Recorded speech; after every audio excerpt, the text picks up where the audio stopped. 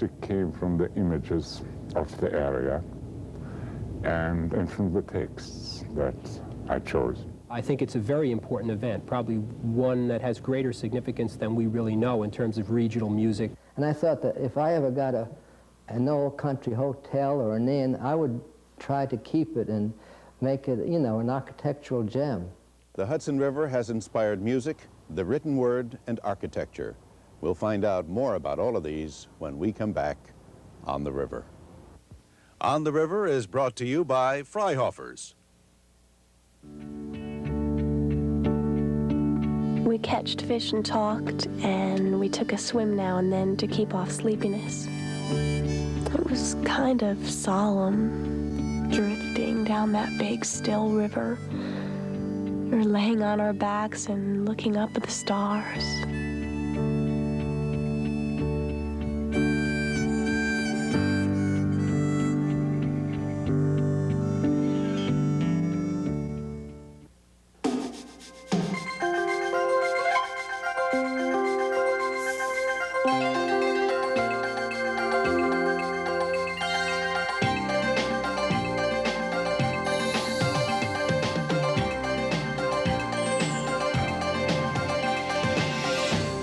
Only Freihoffers could bring you a light bread that tastes great, too. New Freihoffers Light in white, wheat, and oat. Always as good as you remember. Music and the written word have been combined to salute the Hudson River and the Catskill Mountains. International composer Robert Staurer has put together the Catskill Quartet. It's a composition that features the violin, the cello, the French horn, and the clarinet, featuring the principal players of the Hudson Valley Philharmonic. The Catskill Quartet premiered in 1986 as part of Ulster County Community College's 25th anniversary celebration. We have added from our visual archives. We hope you enjoy it with us. How did this all get started? How did it all get started? Well, I've always wanted to, I've lived in this area for 15, 16 years, and I have wanted to write something about it.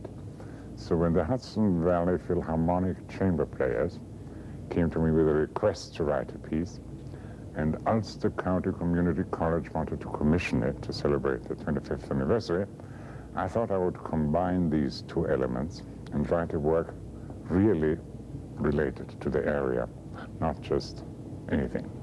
So that was the beginning of it, about 3 years ago. It's deeply moving for me. I had hoped for some time that the Catskills could somehow influence a major composer, which Robert is, internationally important composer, to write something serious, not a folk material essentially, but something profoundly serious about the Catskills. And when I understood he was going to do that, and then I was asked to be involved, I was delighted for a lot of different reasons, because I think the Catskills, unlike the Appalachians, you know, with Aaron Copland and so on, have not had its major composer, or they have not, and I guess now we do.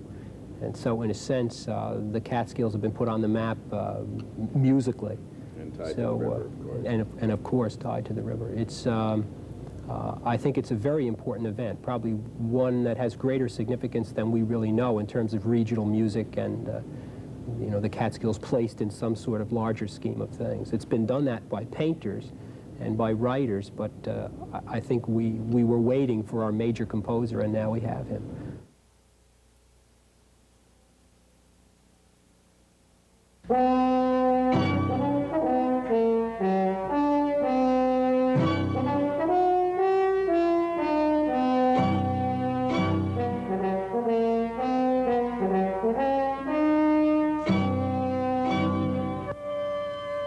Whoever has made a voyage up the Hudson must remember the Catskill Mountains.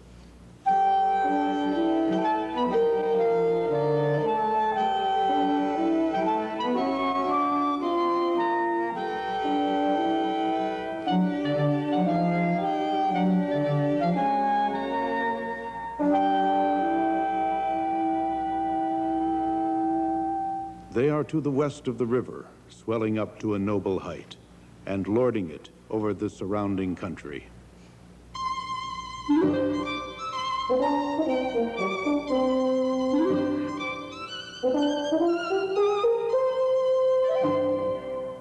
every change of season, every change of weather, indeed every hour of the day, produces some change in the magic hues and shapes of these mountains. When the weather is fair and settled, they are clothed in blue and purple and print their bold outlines on the clear evening sky. But sometimes, when the rest of the landscape is cloudless, they will gather a hood of gray vapors about their summits, which, in the last rays of the setting sun, will glow and light up like a crown of glory. Or, as Leatherstocking described it, there's a place in them hills that I used to climb to when I wanted to see the carryings on of the world that would well pay any man for a barked shin or a torn moccasin. The Catskills, looking as blue as a piece of clear sky and holding the clouds on their tops as the smoke curls over the head of an Indian chief at a council fire.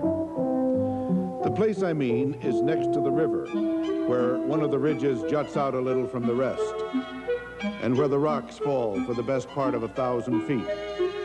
So much up and down that a man standing on their edges is fool enough to think he can jump from top to bottom.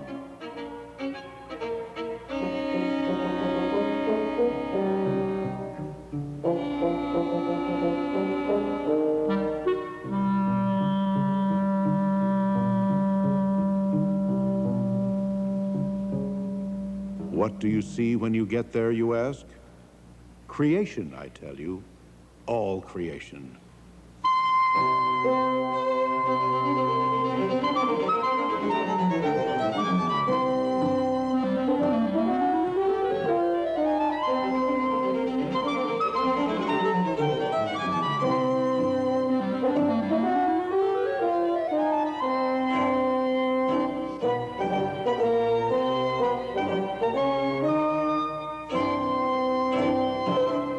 What inspired the music? But in a way, the texts that I found to go with it. And then one of them is called The Hudson River at Night, which is one of the most, that's a Whitman, Walt Whitman title, and one of the most suggestive titles I've ever come across. And the other one is called something like a brook in the spring in the Catskills, or in Ulster County, also Whitman. So that the music came from the images of the area and from the texts that I chose. And of course, not ironically, there is a local poet involved here. Well, I would like to say at this point that I had enormous help from Robert Steuding, the poet, who is also professor of English at Ulster County Community College, who is an expert on the area, and he gave me a large number of texts to choose from. And I had also said I wanted to set one poem by a local poet, so he very discreetly gave me 10 or 12 different poems without an author's name on them. And the one I chose, it later turned out, was his. It's a poem basically about knowing and the awareness that although we use language to know, there are things that we know that transcend language. They go beyond words. And those awarenesses come sometimes when we're out walking along the river or in the woods or something, and something will happen and it will generate an awareness in us that language can't ever really capture or even communicate. But a poet can. Tell us about your involvement with Bob Stour. Now, you submitted some poems to him without an author's name. What was the thinking? What was your thinking there? That was an interesting experience. He wanted certain kinds of material. I think he had a pretty good idea of what he was going to do.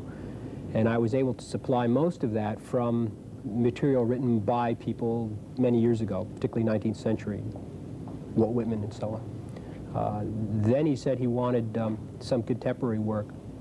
And so I took the opportunity to slip one of my own in with the rest of them. And I was delighted when he liked it.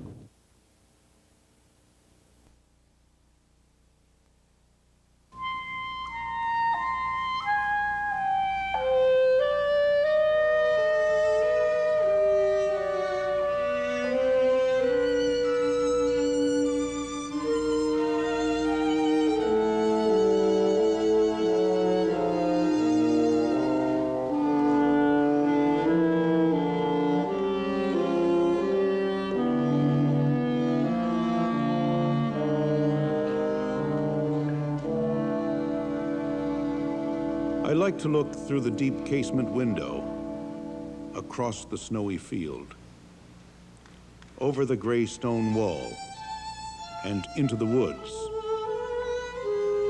It is mostly ash and maple. The foundation of a lost barn rests there.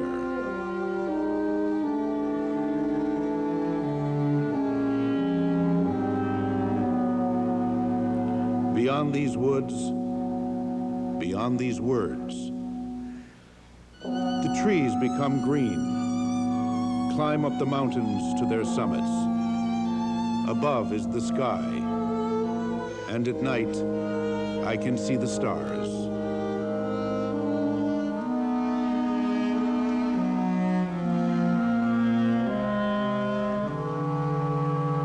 Something awakened me. I had dozed while sitting in a ray of winter sun. No sound, but I could feel the silence in my ear. A slight pressing of some insect thumb. The quavering of flesh. No words, the language of men. It could have been the dry rustle of corn shock. Snow sliding off the tin barn roof. A child breathing in another room, soft in sleep, as delicate as the feet of small songbirds. Or clear water flowing through the lightless caverns of my head.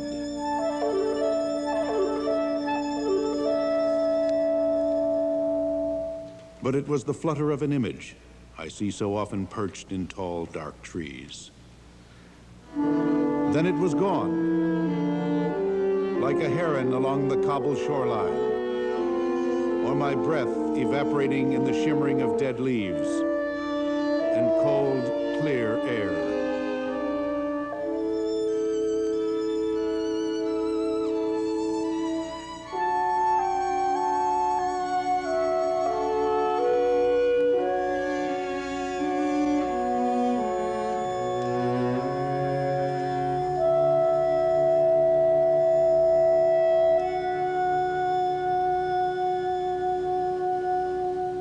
Now, the involvement with music, had that ever occurred to you when you were writing this, or was it unrelated? No, it had not, but I was a musician as a younger person, and music is a very important part of my life. So it was a wonderful experience to use it in this context. But certainly when the poem came to me, and it came to me one day, as a matter of fact, walking along the Ashokan Reservoir, I saw some leaves in the trees sort of shimmer, and out of that experience came the poem. But it wasn't influenced directly by music, but by nature, really. Tell us about your background as far as coming here and being here, and how it relates to the river. I was born in Kingston and spent the first 20-some-odd years of my life in Hurley. I played in the cornfields and hiked in the mountains and spent a great deal of time along the Hudson and also the Ashokan and the Esopus Creek. After college and marriage, I lived in the Orient for a while and taught there, then in the Midwest at Michigan State University. And one day I just decided I wanted to come home. And I did, and a job opened up at the community college in Stone Ridge, which was only a few miles from where I had played as a child. And I took that job, and I've been there now for nearly 20 years. Now, this area, the Catskills and the Hudson, compare to the area where you come from, which is Austria. You have the Julian Alps there. I love them both, and they're awfully similar. When my sister came for her first visit here, she said, "Why, it looks just like Austria." I do think the Hudson is one of the most beautiful rivers in the world. I think it's more beautiful than the Rhine, which has been made so much fuss of. And even the so-called Blue Danube. And I should mention also that I wrote a work called Hudson Valley Suite for the Philharmonic, which they played, in which I also include the view from Olana, where Frank Church, the Hudson River painter, lived. So this is already my second contribution to this area. And I used the Dutch name of the Catskills, namely Catskill, to avoid that sort of resort association some people have with Catskills, and even worse, the notion that this is a place where people kill cats. So The Dutch Catskill seemed nice. What kind of response have you received outside of the valley concerning the Catskill Quartet? People are interested in it, and I like very much the idea of having pictures go with it. In fact, it was a secret dream of mine when I wrote the music, to have pictures go with it. Because I do think it's a wonderful way to combine the written word or the spoken word, music, and the visual on the same topic. And while I'm a musician, I could only supply one of those elements. So here with you speaking and pictures being shown, we will be able to really combine all the arts, concentrating on the Catskills and the Hudson River.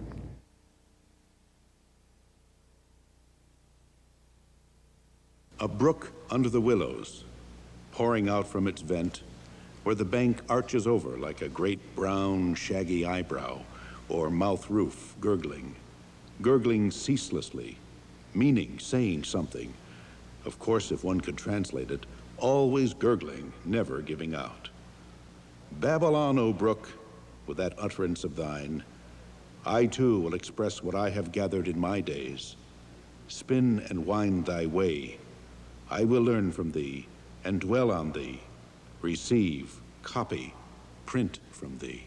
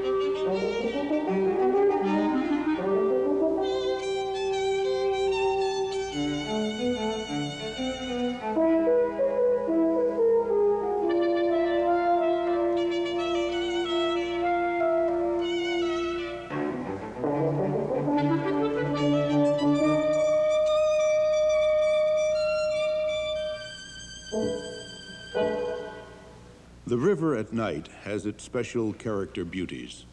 The shad fishermen go forth in their boats and pay out their nets, one sitting forward, rowing, and one standing up aft, dropping it properly, marking the line with little floats bearing candles, conveying, as they glide over the water, an indescribable sentiment and doubled brightness. I like to watch the tows at night, too, with their twinkling lamps, or catch the sloops and schooners' shadowy forms, like phantoms, white and silent, indefinite, out there. Then the Hudson of a clear, moonlit night.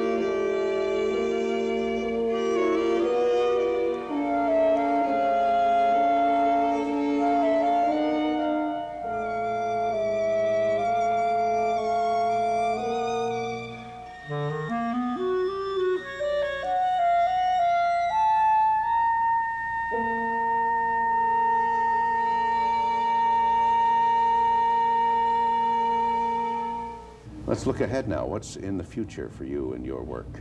At the moment, I'm writing a piece for enormous brass combinations with percussion and organ to be called Angel Voices, and it'll have its premiere in Norway in May at the Bergen Festival. Oh, wonderful, wonderful. But there I did not try to portray Norway at all, although I've been there. You hold the title now of Poet Laureate of Ulster County. Did you ever dream in your wildest imagination? No, I didn't. That's a singular honor, and when it happened some 7, 8, 10 years ago, I was deeply moved. I was made that by the Ulster County Council on the Arts, and it came as a complete surprise, and it's been a joy ever since. The work ahead for you now is a book about the Rondout Creek. Yes. The book that I did, and it came out a few years ago, on the Ashokan Reservoir has been a great success. I never imagined that a work of local history would be responded to as positively as it has.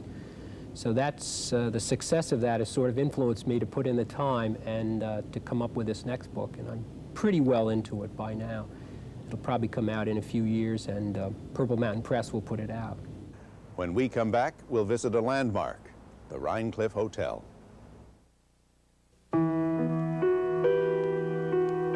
A thing of beauty is a joy forever.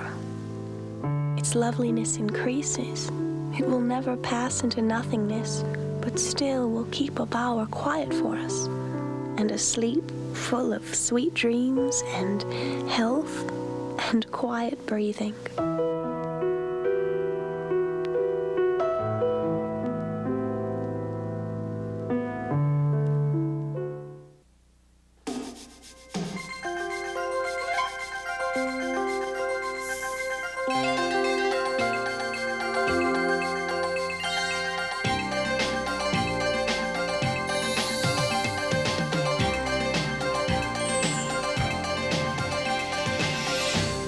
Only Fryhoppers could bring you a light bread that tastes great too.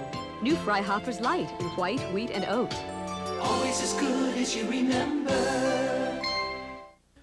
The Rhinecliff Hotel sits looking out over the Hudson River, a landmark that recalls to mind the days when the river and the rails were the primary means of travel. For almost 150 years, this hotel was a haven for weary travelers and visitors, as well as a hangout for local folk. Edward Tybus has owned the building since 1946. Edward tells us the hotel was built by George Veitch at the start of the Civil War. There was a great deal of transportation, but he thought that the fact that it was the center for the railroad and for the boating transportation, that this would develop into a large community, a very large community, a thriving community. But as it was, the population development and growth didn't take place here. It took place further east in Rhinebeck. The hotel, as Veitch had envisioned, immediately became a popular meeting place. Just a short walk from the ferry dock and the railroad station, the convenient location kept business brisk. It was quite crowded. This was the hub of a great deal of activity. As a matter of fact, whatever community life took place in this hotel. The organizations that they had, for example, ladies' auxiliaries and the men's fire company and so forth, made this kind of a center of activity where they would have dinner parties and so forth, and other groups would meet here, make it a point to make their meetings held here. And it was always, when people would, for example, go over to the Kingston, when we had, back in the early days, the river would freeze over completely. And the ramp that went down to the boat, they put ramps in so that cars would go down onto the river and drive across to Kingston, actually. And so many of the people would stop here to have a few beers on their way back or a drink on their way over there to kind of take the evening chill away from them. Ferries weren't the only boats that used the Rhinecliff dock. It was an important commercial stop as well. In the early days, the boats would stop down at what was known as Schatzel Landing, right across from the hotel here, and they would pick up produce from the countryside here and take it down to the city, and then they would pick up manufactured goods and so forth down the city and bring it up here. And this is where the Clearwater, you know, is duplicating what happened during those early days of showing how boats were used so extensively in bringing not only food and so forth down to the city, but bring the manufactured goods of the city to the country.